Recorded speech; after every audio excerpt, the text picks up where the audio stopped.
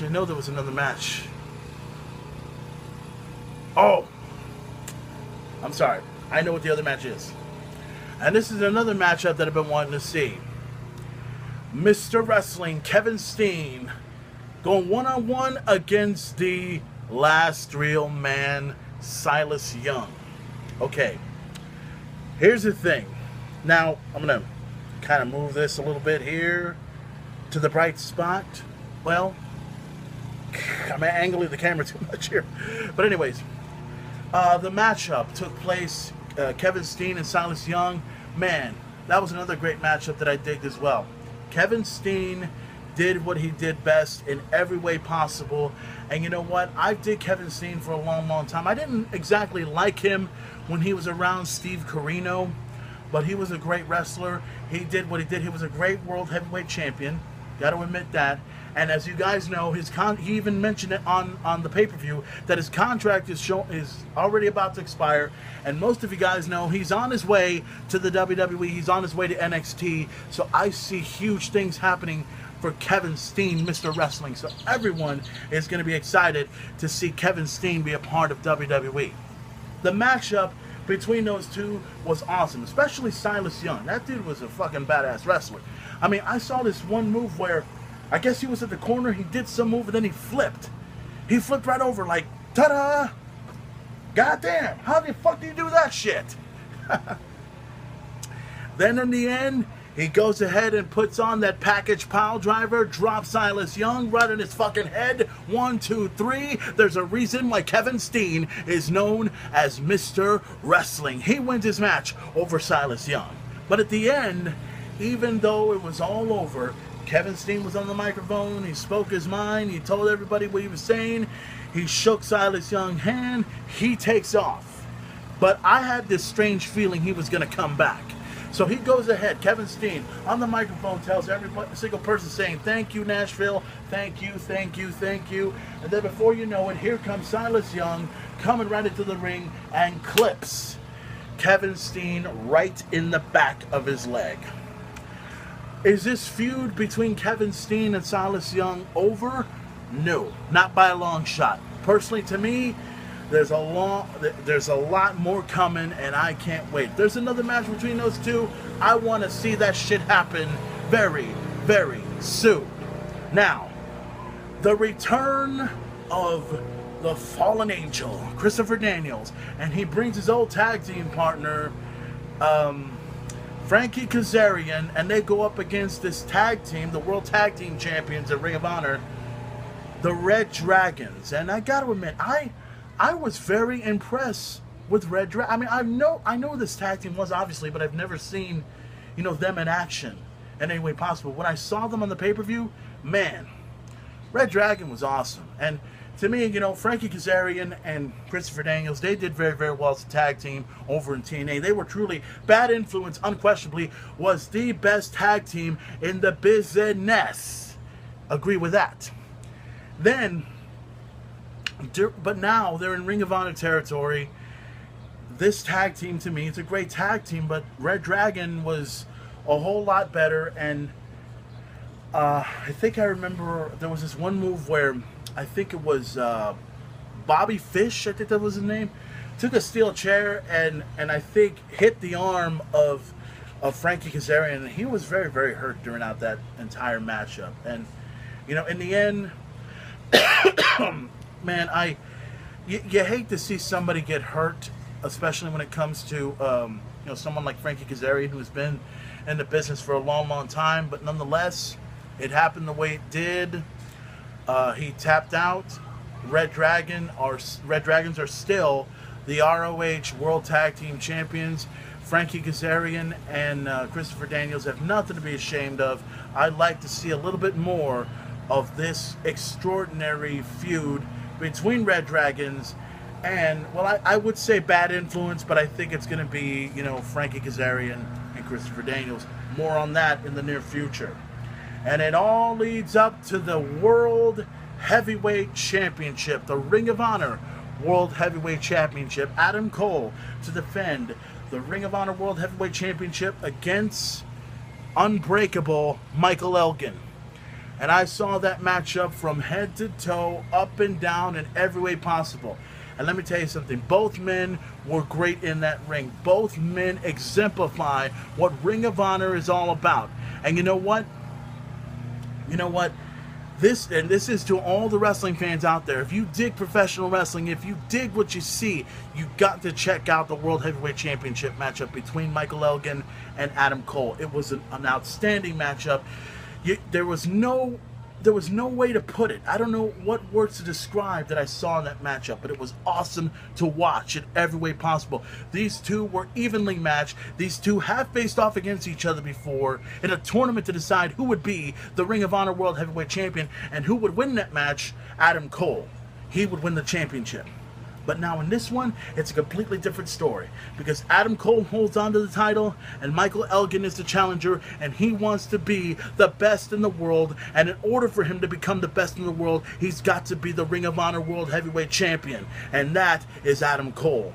And the thing I remember the most in that entire matchup, you know, I always like to see referees get knocked out, but this referee, he didn't just get knocked out, he got knocked the fuck out. I mean, holy shit. Adam Cole knocked that dude in the middle of next week.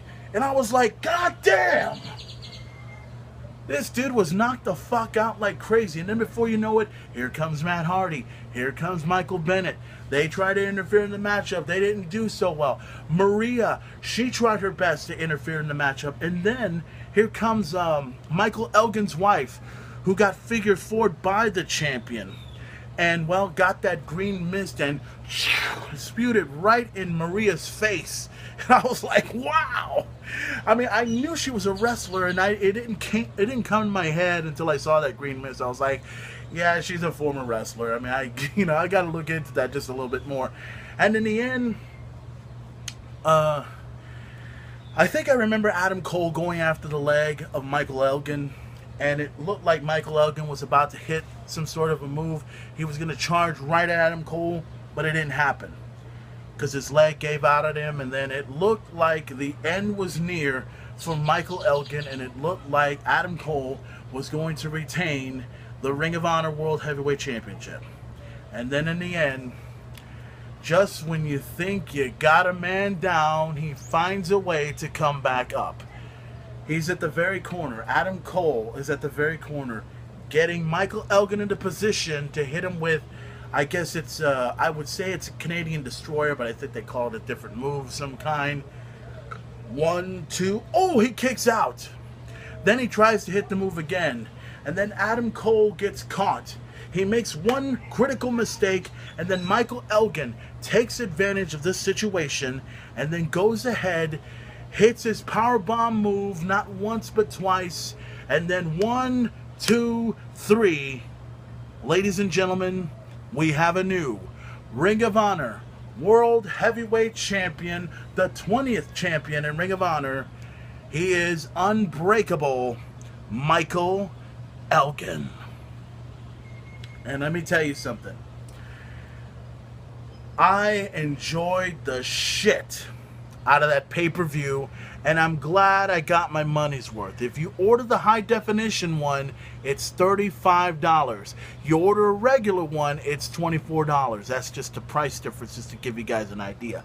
Because if you guys have not seen Ring of Honor, whether you guys have Time Warner Cable or Dish Network or DirecTV or Grande or any satellite provider, get your ass on there and watch Ring of Honor Best in the World. You will not be disappointed. I promise you. I even told Nigel McGuinness on Twitter that was the best wrestling I've seen in years. I dig the shit out of it. So, ladies and gentlemen, right here, this is going to conclude the episode of the Main Event Talk, because it's dark as fuck right now and I can hardly see a little bit.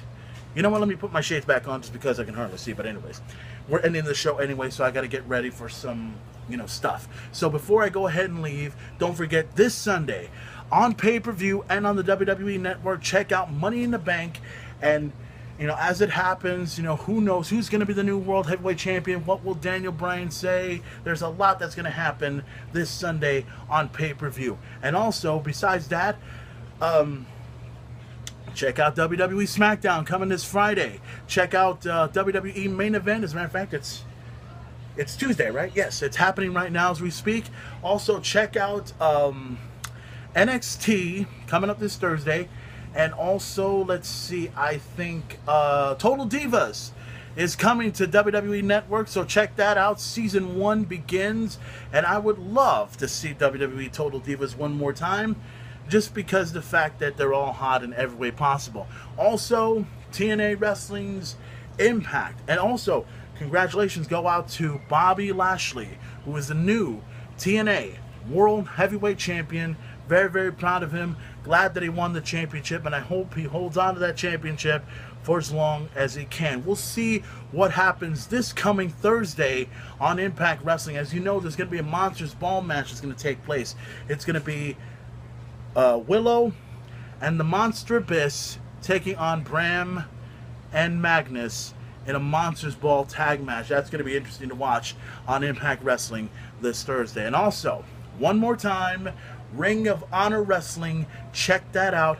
Live and not live and exclusively on pay-per-view. Check out the replay. You will not be disappointed with what you see. Like I said, and I approve this to everyone, this is unquestionably, Ring of Honor is the best wrestling promotion out there. It's not the best sports entertainment promotion out there, but it is truly the best wrestling I've seen in years. And I would probably definitely match it up against NXT, but that's just me talking. Other people will probably say, hey, NXT's a whole lot better than Ring of Honor.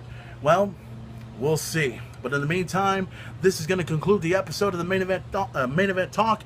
Thank you for watching, and like I said, don't forget to tell every single one of those stupid motherfuckers that want to go ahead and tell every single person, every single wrestling fan that wrestling's fake. Here's the thing.